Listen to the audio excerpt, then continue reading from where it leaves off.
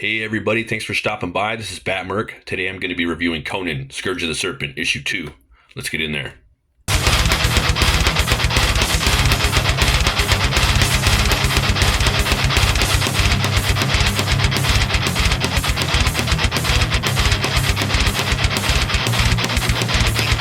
Alright, so we got this second issue. We got this pretty badass cover by E.M. Geist. Got a nice looking Conan right there. Getting ready to chop up some serpentine offerings from the dungeon. And in this story, they're combining three different tales into one that are going to have to do with Set. So there's going to be some spoilers in this book, so you guys have been warned. You're dealing with one story that has to do with God in the Bowl with Conan. Then if you guys haven't read that, it's an older story of when he was king, or I'm sorry, when he was a thief. He's robbing a museum, and he gets caught up in a murder plot.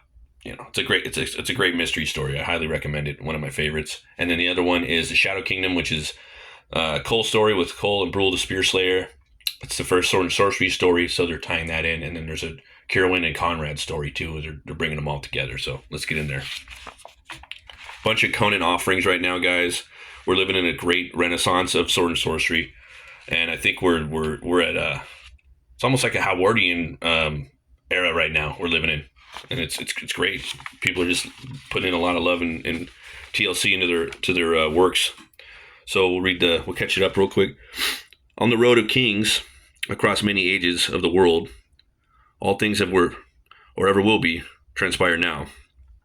In Numalia, young Conan of Samaria is caught up in what he thought was a simple theft at the temple of Kalian Publico until the corpse is discovered. And suspicion falls on him. In 1934, a cult investigator and Professor John Kierwin comes to the aid of his friend James Gordon, who claims his wife Evelyn tried to kill him.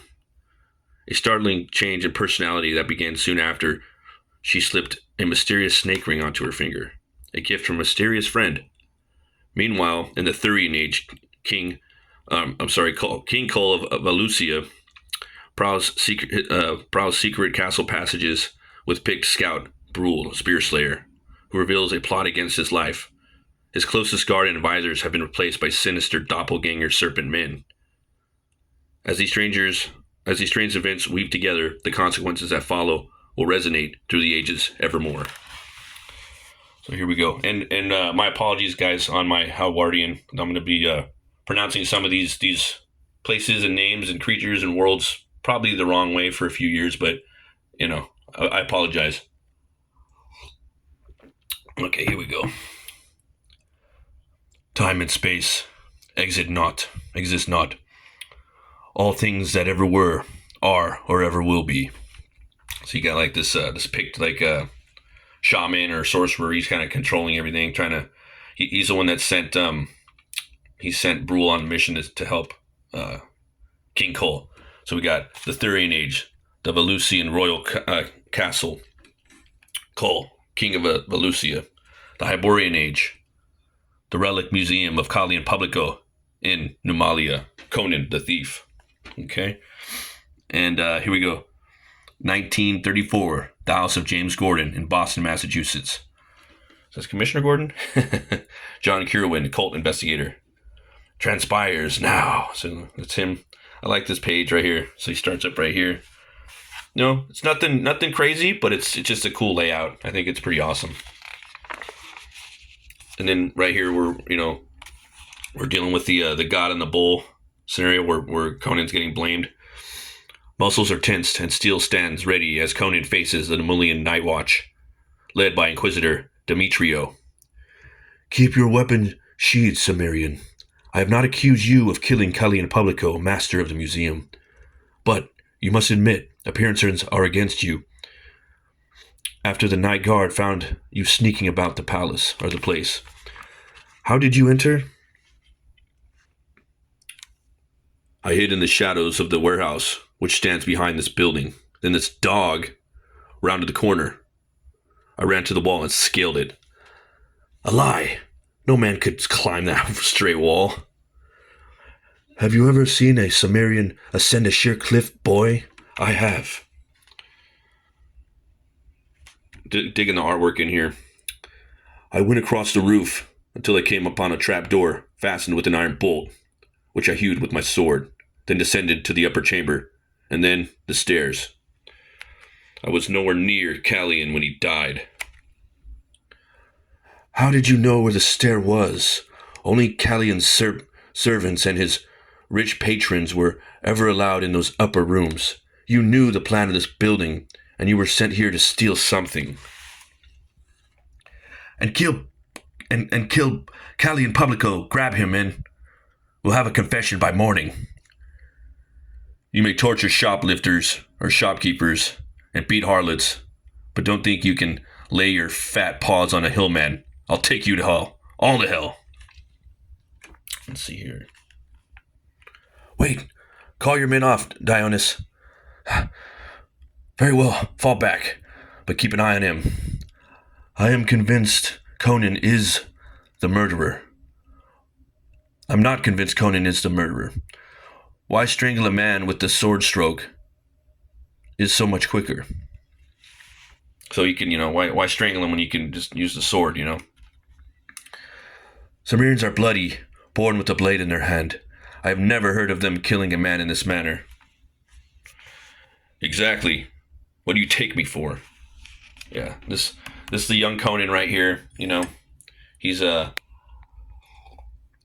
this is one of probably his third stories. It's around the time, when he was around the time of Tower and the Elephant. Very interesting time. I really love the young Conan stories. Rogues in the House. I just watched that new Frankenstein movie with the wife. We went out last weekend, and she took me out. I was feeling down, and it was nice, man. Got a nice little cold beer in the theater, and got the new Frankenstein movie, and I was the new creature, Jacob Elordi. I was thinking, man, he'd be a good young Conan. He's kind of tall, though. He's like 6'5", or even Cole, but yeah, I think that guy could do it. He's got the voice, and he'd have to put on some muscle, but definitely reminded me of like a Barry Windsor Smith Conan. Okay, here we go. Oh yeah, go watch that movie. It's the best movie of the year, Frankenstein. Go watch it before it gets ripped out of the theater. Conan, Scourge of the Serpent, Part 2. Words of Power. Grim Jim Zub Writer. Ironclad Ivan Gill Artist. Some kind of treacherous snake. So they found these snake men. Now we're back over to Cole's time. Aga, a man with the head of a snake. Then a servant of the serpent god. Aye, your advisor too still sleeps, obvious to the conspiracy that twists ever tighter. These findings can fling a web of sorcery about their faces as an actor dons a mask, so they resemble anyone they wish to. It's wonderful artwork in here, man. Just great. But then the guard's still outside the door. They too are snake men, 18 out there, and perhaps many, many more. Beyond in the winding corridors of your vaunted castle. They are ghastly echoes from bygone ages of war. A war that even now strikes dim chords in the soul, mind that never dies. Though you be reincarnated for 1,000,000 years to come. So right there. It's badass, man. Look at that. You got all the barbarians. Eons ago, when ancient men fought grisly beings of the elder universe, the shape-changers and fiends who once ruled the world were finally brought low after centuries of bloody battle. So all that stuff is wild, man. You got a werewolf right there. Okay, you got like another werewolf right there. The shape changers. You got some snake men over here, some reptile men. We got to get in there and write some stories like that, Got to get in. See, we're in a time now where we have to do this. You got some werebats up there flying around. Harpies.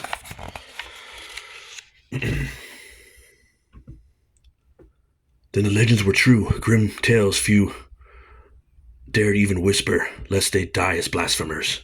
Aye, long and terrible was the war, so long past the not, but dim legends come to us through the ages. Yet the dawn things return now in crafty guise as men grow soft and degenerate, forgetting what is true and what else is false. So he's going to take this doppelganger right here. This doppelganger with two's face has failed, but if we are careful, his allies will not know that till morning, by which time you'll be awash in sunlight and surrounded by loyal subjects, making you much harder to kill. Stay here while I dispose of this carrion. The spear slayer's ominous words linger in the air, even after he melts into the shadows of the serpent, or of the secret passage. The exile from Atlantis shudders at the thought that any member of his trusted council, generals or soldiers, might in truth be a snake birthed from ages untold. So now we're back to Conan's time, right here. A nightmare lurking round any corner. Is this what you came to steal? No. How could I bear it anyway? It's too big for any man to carry, any one man. Indeed. It appears to be a sarcophagus, such as found in antique and antiquated Stygian tombs. The markings are hieroglyphic, like those of the ancient mirrors. We may assume Callian opened the bowl himself, but why do so after dark? He's the master of this museum. Why his such secrecy? It was not his property, sir. It arrived from a caravan from the south. The men who delivered it knew nothing save what it was meant for Calinthians of Hanimar, priest of Ebus. Why should a man in Stygius send a priest a gift, or an Ebus a gift? Look here, inside the lid, a carving of some kind of crown. No, the markings are faded and burnt, but I know this design, a scaled serpent coiled with the tail in its mouth. So then we jump forward right here. Now we're in Kierwin and Conrad's time. The sign of Set, the old serpent. What in the devil? John, are you all right? Humanity must choose. A woman's sumptuous form, momentarily transformed upon Evelyn Gordon. Ancient feuds must crumble, or all shall be doomed. A warning from beyond. So I guess in here, Set's the god Set's shapeshifting into a woman. That's pretty crazy. Okay, John, is Evelyn in danger? She tried to kill me this very morning. Has my wife gone mad? Must we call the sanitarium? Oh, love, is it true? Am I spiraling into madness? My dreams have been so wild and terrifying. Miss Gordon, I know this is extremely stressful and disturbing, but please, if you can, focus here on me, and I'll tell you of these dreams. I walk through a strange fog, and then I look in a dark mirror and see my face. The face is mine, I think, but behind it, there's something else. Another Evelyn, a darker Evelyn. An echo of a sound I dare not hear. You were swift. Yes. The king's mind stirs with concern, yet even one as experienced as he cannot help but look where directed. We let blood on the floor, see? Ugh.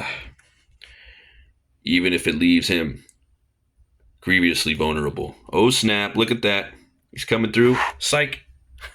He doesn't dodge. Yeah. From the corner of the king's eye, he sees a blur of movement and a glint of steel. Fighting instincts react quicker than the thought, as a lethal blow is dodged a hair's breadth before it reaches its intended target. Swings, punches him. Oh. And friend suddenly becomes foe. Still swinging. Wow, man, it's terrifying. There's no such time to call out such base betrayal. So here we go. See, the thing is too with me, like with him, I always imagine him as like a tall, tall dude, kind of like Momoa or that Ilori guy, Conan would be good, like Cavill or maybe someone a little bit shorter. Okay, and then right here, this guy comes in off the streets. Basically, that's the guy that hired Conan to steal the artifact item from the museum, and now he's playing dumb like he doesn't know who he is, And so, I know him not. Oh, he is mad to say I hired him. Let him take his just deserts. He has a strong back, and toil in the mines will do him well. And I just love this panel. Like, he's starting to red out. He's getting so mad. People black out. Some people can red out. They just get so mad. So enough of that. The barbarian strikes like a cobra, his sword flashing in the candlelight. This is in the book too, man. You guys go read God in the Bull. Go check it out. They're doing a great job of depicting what happens, and the way he writes the action in the book is so awesome. Screams of pain and terror echo off the stone-set walls as the guards try to shake off their confusion and intercept Conan.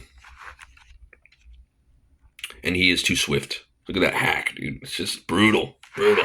Too strong. Too savage. So I'm going to leave it right there, guys. I'm not going to read too much more. I want to leave a little bit of a cliffhanger so you guys can go get it. I did spoil some stuff, but yeah, I showed you guys a lot. Look at some of the covers right here. This one I got right there. I really like this one. Sorry, camera's trying to focus. There we go. Yeah, Alan Qua. That's badass. This one's good. Maria Wolf. She's a beast too. This one's good. Yeah, they're all good. This one's got this cool swirl. Cool. Got a pretty trippy color palette too. And then we got a little essay here by Jeff Shanks. Shadows of the Serpent. Howard Cole and the Birth of Sword and Sorcery. Always, he had seen their faces as masks, but now he seemed to see the smiling face fade like smoke and the frightful jaws of a serpent gaping there. Robert E. Howard, The Shadow Kingdom. When The Shadow Kingdom appeared in Weird Tales in August 1929, readers encountered something refreshingly new. He was King Cole of Atlantis, newly seated on the throne of the pre-cataclysmic empire of Valusia. Facing an existential threat, his court infiltrated by serpent men, shape-shifting conspirators who wore the faces of his closest advisors. In this tale, sorcery, treachery, and claustrophobic dread combined with the sword-swinging action of historical adventure. In retrospect, this tale marks not only the appearance of Cole, but possibly the first clear example of what we call sword and sorcery. Howard himself later admitted that he enjoyed writing The Shadow Kingdom more than any other story up to that point, saying it seemed to flow from his fingers fully formed. The claim of spontaneity is deceptive, though. We know he set the story aside and revised several times before finally completing it. Howard was working out new artistic territory in these early Cole tales. He stripped away the chivalric ornament and sentimentalism of earlier fantasy and replaced it with a more modern, violent realism, rooted in Texas environment and yet imbued with the fantastic, almost dread-like filter stemming from its growing fascination with theosophy and metaphysics. He incorporated elements from fringe alternative history works like The Problem of Atlantis by Lewis Spence and The Lost Continent of Mu by James Churchward, as well as occult sources like William Scott Elliott, blending them with medievalist adventure fiction and the intrusive supernatural threat to create something new, a hybrid genre that we now call sword and sorcery. At the core of the Shadow Kingdom lies the metaphor of masks. Cole, seated on his throne, looks out at his courtiers and nobles whose faces seem unreal. Things of illusion extent only as shadows and the monikers of substance. The serpent men literalize this vision. Hidden behind every mask lurks a hissing enemy, every smiling ally concealing a plot for betrayal. Patrice Linné has argued that this theme draws on Howard's fascination with the biblical figure of King Saul. Yeah, go check out House of David. That show is pretty good. I really enjoyed it. They do they got really cool special effects in there. They do use some ass AI in there in one of the scenes where the Watchers come down and they mate with the women of the earth. So that part was whack, but Martin Ford as Goliath did a great job. Yeah, David was, I forget the guy's name, Iskander. Yeah, and also as Stephen Lang did a great job as Samuel. Yeah, go check it out. The season 1 was really good. All right. Whom he admired as a pitiful and heroic figure undone by priests and enemies, he could not fight with sword in his hand. Saul, forever beleaguered by unseen foes, became a kind of prototype for Cole. A giant chained, surrounded by whispers and shadows. In the Shadow Kingdom, Howard transforms those shadows into scaly flesh, the Serpent Men, slithering into the heart of Valusia. But Cole is not entirely alone in this struggle. Okay, let's see. The story also introduces Brule the Spearslayer, a Pictish warrior who, while suspicious at first, ultimately becomes Cole's staunchest ally. If the Serpent Men embody treachery and hidden corruption, Brule represents the opposite: loyalty, frankness, and courage. Together, Cole and Brule form a core partnership in the struggle against their shape-shifting foes. The legacy of the Shadow Kingdom reverberates through Howard's wider mythos. The Serpent Men seemingly vanish from the world after Cole, only to return in various guises. Serpent imagery permeates the Howard verse, from giant snakes like the Saltha in the Scarlet Citadel to the reptilian worms of the earth, from the ancient man serpent in The God and the Bull to the serpentine ring of Thothamon. Yeah, that in the Scarlet Citadel, when that snake comes up out of the dungeon, the white snake, it just comes in. It's almost like deity like. It's so old. Conan doesn't ever get to. I wanted him to kill it, but he doesn't. It just kind of goes back in there. It's like But it was frightening. And there was like a foe that was about to take Conan out from his past, and that big snake just comes up and puts its big scimitar teeth into it. The villain of old. It's go read the Scarlet Citadel. It's man, it sticks out. Conan does some stuff he doesn't have to do, doesn't like to do in that story compared to a lot of the other ones. He bends the rules in that one. I don't want to spoil it, but the ending's pretty fucking metal. Yeah. So, and then God in the Bull, the end of that, when you see that well, go read it. I don't want to spoil like what I think about the end, but man, yeah, I don't want to tell you guys. Sorry. Maybe we'll wait a little bit till after this issue.